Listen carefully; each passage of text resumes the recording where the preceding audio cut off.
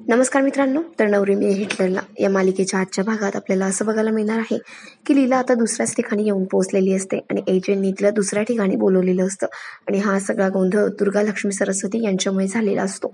Finally AJ आणि लीला यांना कळालेलं असतं आणि लीला आता एजेंनी जो नवीन पत्ता तिला पाठवलेला असतो तिकडे त्यांना भेटण्यासाठी जाणार असते आणि ती मनातल्या मनात विचार करते, म्हणजे एजेंनी माझ्यासाठी दुसरं स्थळ निवडलं.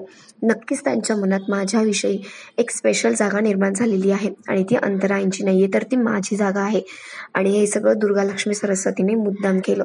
त्यांनी मुद्दाम तो ॲड्रेस चेंज केला जेणेकरून माझं आणि एजंटचं भेटणं होणारच नाही आणि आमच्यामध्ये आज जे काय होणार आहे ते सुद्धा होऊ शकत नाही. पण त्यांना एक गोष्ट माहिती नाहीये की एजे आणि मी आम्ही एक आहोत. आमचा रस्ता आता एक आहे. आम्हाला त्या वेगळं नाही करू शकत किंवा कोणीही आम्हाला वेगळं करू शकत नाहीये. त्यांनी मुद्दाम मला सांगितलं की ड्रायव्हरला त्यांनी ॲड्रेस सांगितला आणि मला असं वाटलं की त्या गाडीचं टायर पंक्चर करतील आणि त्यांनी ड्रायव्हरला वेगळा ॲड्रेस सांगितला असेल म्हणून मी त्या गाडीत बसले नाही आणि त्यांनी ॲड्रेससुद्धा माझा चेंज केला. पण तरीसुद्धा आता एजे आणि मी आम्ही भेटणारच आहोत. आता लीला एजेंना भेटण्यासाठी गेलेली असते. इकडे एजे आपला फोन चेक करत असतात. तेवढ्यात लीला तिथे आलेली असते.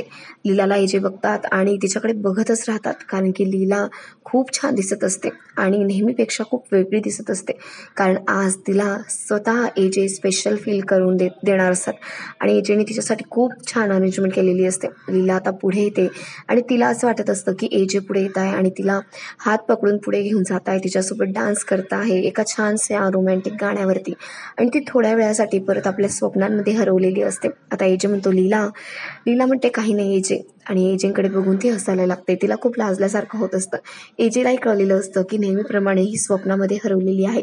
आता लीला म्हणते एजे तुम्ही आज तरी मला प्रपोज करणार आहात ना?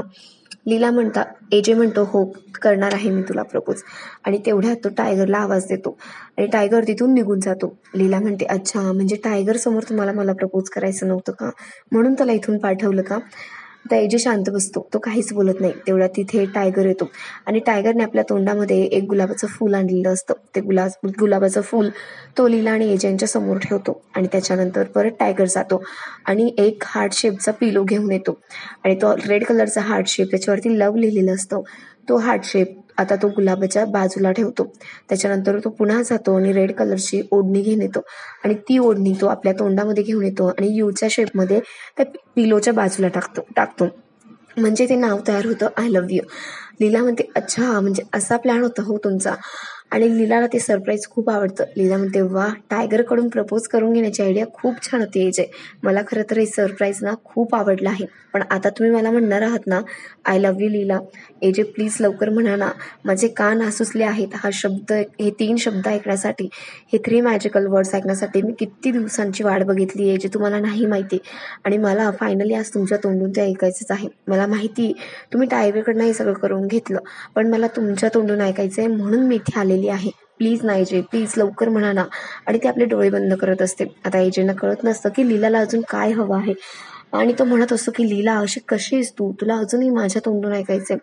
आता एजे म्हणतो लीला सॉरी. लीला म्हणते काय सॉरी? एजे म्हणतो हो लीला, तुला माहिती आहे की हे सगळं काही मी जे केलंय ते तुझ्यासाठीच केलंय. टायगरने आता हे इथे जे काही क्रिएट केलंय ना ते माझ्याच फिलिंग आहे. मीच त्याच्याकडनं करून घेतलेलं आहे आणि माझ्या मनात तुझ्याविषयी प्रेम आहे म्हणूनच मी करून घेतलंय हे सगळं. प्लीज आता मला वेगळं काही बोलायला लावू नको. लीला म्हणते एजे असं काय करता हो तुम्ही?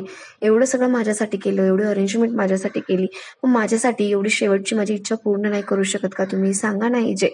आणि एजे मी हे ऐकण्यासाठीच इथे आले बरं का. प्लीज मला आता काहीही सांगू नका. मला तुमच्या तोंडून आय लव्ह यू ऐकायचं आहे, म्हणजे ऐकायचं आहे. म्हणजे माझी खात्री पटेल की तुम्ही माझ्यावरती प्रेम कराल. हे एकमेव प्रूफ माझ्याकडे असणार आहे आणि याच्यानंतर मी कुठलाच हट्ट करणार नाही, मी तुम्हाला सांगते. पण एजे म्हणत असतो लीला तुला का कळत नाहीये, माझ्या भावना आहेत तुझ्याप्रती, माझ्या फिलिंग्स आहेत आणि म्हणूनच मी हे सगळं केलंय ना तुझ्याप्रती. लीला म्हणते नाही एजे, मला असं वाटतंय की मी फक्त हट्ट केला म्हणून माझा हट्ट पुरवण्यासाठी तुम्ही हे सगळं केलेलं आहे. खरं तर तुम्हाला माझ्याविषयी काहीच वाटत नाही असं मला आता वाटायला लागलेलं आहे. तुम्ही हे आपल्या टायगरकडनं करून घेतलं का? तुम्ही स्वतः नाही करू शकत होता? तुम्ही बोलू नाही शकत का मला आय लव्ह यू? खरं तर जे तुम्ही बोलायलाच हवं मला, नाहीतर मला असं वाटत राहील की हे फक्त तुम्ही माझ्या हट्टासाठी केले. तुम्हाला माझ्याविषयी प्रेम वगैरे काहीच वाटत नाही. आता लीला स्वतःच्या गुडघ्यांवरती बसते आणि म्हणते, प्लीज एजे, प्लीज माझी इच्छा पूर्ण करा. पण एजे सुद्धा काहीच ऐकत नसतो. तो म्हणत असतो, नाही लीला, तुला माहिती की मी माझ्या मनातल्या फिलिंग्स अशा बोलून नाही दाखवू शकत. मी तरी काय करणार, माझा स्वभाव आहे तो. आणि प्रत्येकाचा स्वभाव वेगळा असतो ना लीला. मग तू समजून घे ना मला यावेळेला प्लीज. माझ्या मनात तुझ्याविषयी प्रेम आहे, पण मी असं ते व्यक्त नाही करू शकत, बोलून नाही दाखवू शकत. त्याच्या मागे वेगळं रिझन आहे आणि ते रिझन मी तुला नाही सांगू शकत. पण तुला तर माहिती आहे ना की मी तुझ्यावरती प्रेम करतो. मग हे सगळं बोलून दाखवण्याची काय गरज आहे? पण लीला सुद्धा हट्टाला पेटलेली असते आणि ती सुद्धा काही ऐकून घेत नसते. आता एजे की मागे हटत नसतो. लीला म्हणते ठीक आहे आणि ती तिथून रागारागाने निघून जाते. आता एजे तिच्याकडे बघतच राहतो. एजेंना आठवतो की लीलाने सगळ्यांसमोर त्यांना कसं प्रपोज केलं होतं. अगदी ओढून ओढून एजेंना तिने सांगितलं होतं की एजे आय लव्ह यू.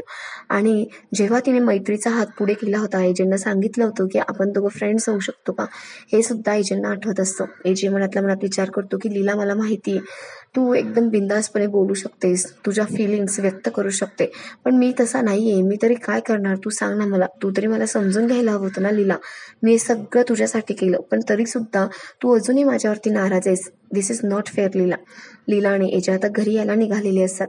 इकडे सरस्वती सगळ्यांना लपून छपून घराबाहेर पडत असते. तेवढ्या हात मागून विराज येत असतो. विराज म्हणत असतो, कुठे जाते सरू? सरस्वती म्हणत असं काही नाही रे, वॉकला चालली.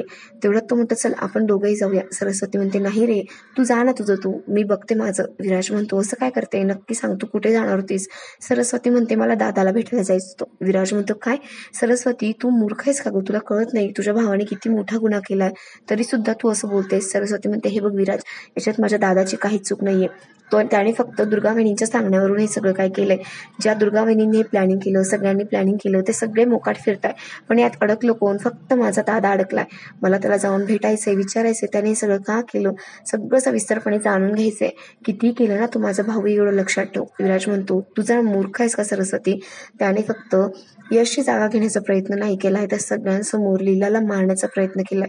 हा किती मोठा गुन्हा आहे तुला माहितीये, आणि हे सगळं बाबांना कळलं तर काय होईल, लक्षात येते का तुझ्या? सरस्वती म्हणते, जा रे तू, मला नको सांगू.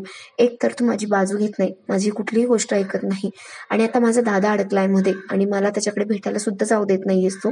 तेवढ्यात तिथे एजे आणि लीला आलेले असतात. लीला खूप रागवलेली असते. ती घाईघाईने गाडीच्या खाली उतरते आणि आतमध्ये निघून जाते. एजे तिच्या मागे मागे जातो, तिला आवाज देत असतो, पण ती थांबतच नसते. सरस्वती पण इकडे जायला तयार असते. तेवढ्यात विराज म्हणतो, हे बघ सरस्वती, आता बाबा सुद्धा आले, त्यांनी तुला पाहिले, आणि उद्या जर त्यांना कळलं की तू दादाला भेटायला गेली होतीस ना, तर ते तुला परत शिक्षा करतील, आणि माहिती नाही यावेळेला काय शिक्षा करतील. त्यामुळे प्लीज आता तरी थांब. सरस्वती म्हणते, तू ना असंच करतो दरवेळेला, शिक्षा सुद्धा मी माझी माझी भोगते, तू येतो का माझ्या मदतीला? कधी माझी बाजू घेऊन बोलतोस का तू? नाही ना, जा, मला तुझं ऐकायचंच नाहीये. आणि ठीक आहे, मी आत्ता नाही जात, पण उद्या जाणार मी दादाला भेटायला, असं म्हणून ती घरामध्ये गेलेली असते. इकडे एजे सुद्धा आतमध्ये निघून गेलेला असतो. लीलाचा हात पकडतो आणि तिला थांबण्याचा प्रयत्न करत असतो आणि म्हणत असतो, लीला काय चाललंय तुझं, काय ऐकत नाहीयेस तू माझं? लीला सुद्धा रागवलेली असते. ती म्हणते, हात सोडायची माझा, आणि तिथून ती निघून जाते. आता एजेला कळत असतं की लीला का असा हट्ट धरून बसली. तिला जर माहिती की माझं तिच्यावरती प्रेम आहे आणि मी तिच्यासाठी एवढं सगळं करू शकतो, तिचा प्रत्येक हट्ट पुरवू शकतो, तर मग या एका हट्टासाठी ती का अडून बसली, हे खरंच लीलाला कळत नसतं. पण आज लीलाचा खूप मोठा अपेक्षाभंग झालेला असतो. आज खरं तर सगळ्यांना हेच वाटत असतं की एजे फायनली लीलाला प्रपोज करतील, आणि लीलाला सुद्धा तेच वाटत असतं. पण एजेने अजूनही स्वतःच्या तोंडाने तिला आय लव्ह यू म्हटलेलं नसतं, जे तिला हवं असतं. त्यामुळे तिचा खूप मोठा अपेक्षाभंग झालेला असतो. एजेंच्या स्वभावाने तिला परत एकदा शॉक केलेलं असतं. तर मग बघूया पुढे आता लीला काय करते ते. तर मग अशाच इंटरेस्टिंग अपडेटसाठी तुम्ही आमच्या चॅनलला नक्की सबस्क्राईब करा. धन्यवाद.